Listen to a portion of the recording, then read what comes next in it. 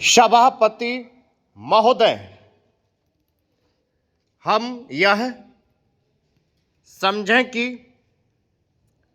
किसी तरह का चीन का दबाव इस सरकार पर पड़ रहा है, जिसने सरकार के सोचने के ढंग में परिवर्तन कर दिया है। मैं गृह मंत्री से विशेष रूप से यह कहना चाहता हूं कि सरदार पटेल जिस जगह पर बैठे थे, आज आप उसी जगह पर बैठे हुए हैं और राष्ट्र की आंतरिक सुरक्षा का भार आपके कंधों पर है। इस प्रकार के प्रकाशन सरकार की दुर्बलता के सूचक हैं। दूसरी बात, मैं सांप्रदायिकता के दंगों के संबंध में कहना चाहता हूं। इन सांप्रदायिक दंगों से निश्चय ही हमारे देश की जो आंतरिक स्थिति है वह बिगड़ती जा रही है। दुनिया के दूसरे देशों में हमारा देश बदनाम हो रहा है।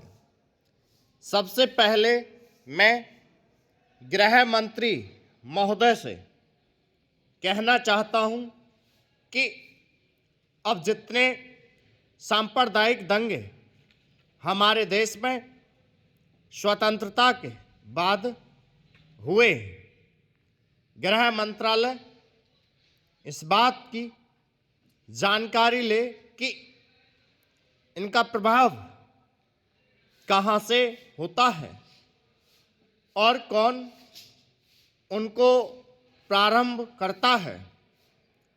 अगर इस देश का बहुमत उनको प्रारंभ करता है, तब तो मेरा कहना यह है कि बड़ी कड़ाई के साथ उन पर काबू किया जाना चाहिए।